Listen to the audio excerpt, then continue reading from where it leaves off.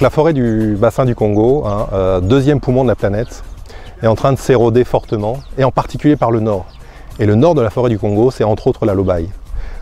Alors imaginons qu'on puisse avoir un outil qui nous permet d'avoir l'agriculture non plus comme compétiteur de la forêt, mais vecteur de sa préservation et de sa reforestation. Et alors là, on changerait vraiment de paradigme. Le projet pilote qu'on met en place avec le PNUD, que je tiens particulièrement à remercier pour son support, permet de mettre en place un outil. Cet outil, c'est quoi? C'est l'agriculture régénérative que l'on associe à de l'agroforesterie et à de la conservation de forêt.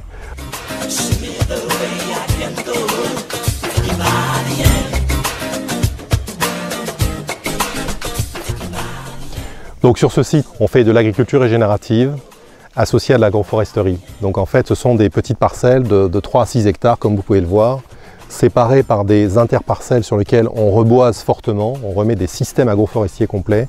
Et comme vous pouvez le voir au loin, on a de la forêt primaire qui a été préservée. Et donc, on a une activité de conservation de cette forêt primaire. Alors l'agriculture régénérative, qu'est-ce que c'est? Le principe, c'est de dire la complexité du sol est source de déficience pour avoir des rendements bien plus efficaces en ayant peu besoin d'engrais. Le résultat de tout ça, ça fait une agriculture assez efficace. Ici, pour vous donner un exemple concret, donc on fait du manioc, du maïs, des courges, du haricot. Sur une parcelle de maïs qui est mise après une séquence de niébé. Le maïs, sans apport minéral, se développe bien pour le moment.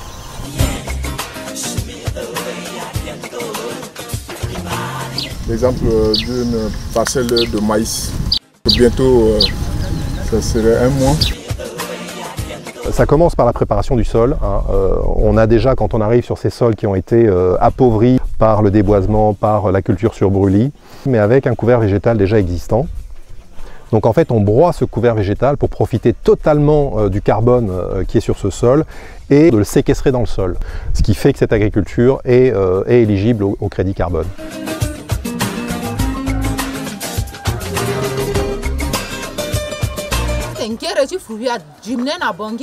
Il faudra qu'il y ait un fruit na province. Comment pipiner si c'est qui sera, il faudra qu'il qu'on encore sarango kwani si t'es na pipiner si à Gagban. Voilà, ton andona qu'on aussi a fruit à quelqu'un qui mingi, comme ça, à quelqu'un diminuer les prix, si t'es na à son capital à wara, à fruit t'es na laté. Donc ici, on a mis en place une pépinière. Donc l'un des objectifs du projet est de professionnaliser la production de plants dans la région. Donc l'objectif sera d'avoir 100 000 pieds dans 6 mois, 50 000 sur notre site et 50 000 à l'extérieur. Et on va également former et faire monter en capacité des pépiniéristes extérieurs. Donc on a prévu d'en avoir une dizaine, que l'on monte en équipement, en formation.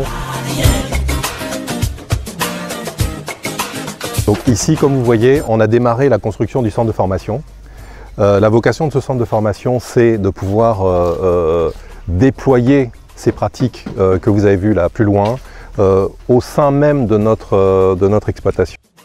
Alors le centre de formation s'appelle Keketigigi, ce qui veut dire l'arbre de vie. En fait, on remet au centre de l'activité agricole l'arbre. Ce centre de formation formera 120 apprenants par an, ce qui est important, donc de la région donc, de Maïki jusqu'à Pissa et probablement plus loin.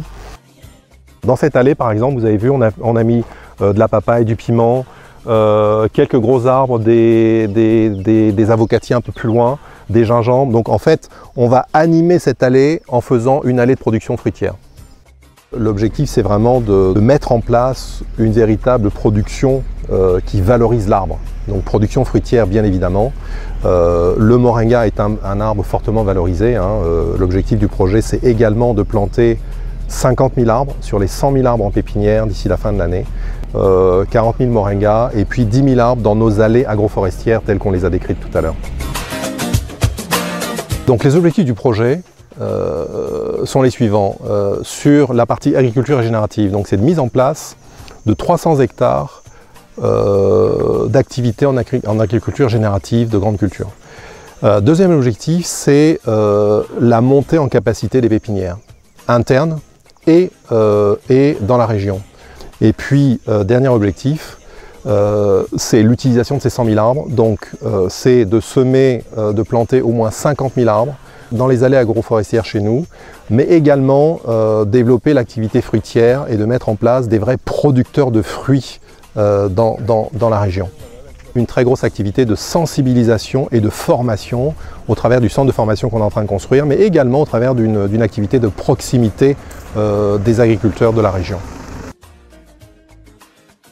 Nous sommes vraiment très heureux aujourd'hui de faire partie de ce programme d'agroforesterie en partenariat avec la SIAD et le gouvernement centrafricain. Ça permet de cultiver, mais en même temps de préserver la forêt. Ce qui présente un avantage très important parce qu'on va utiliser moins d'engrais et on va avoir besoin de moins d'irrigation. J'espère vraiment que ce programme va devenir un programme catalytique, un programme pilote qui va permettre de faire évoluer l'agroforesterie en République centrafricaine.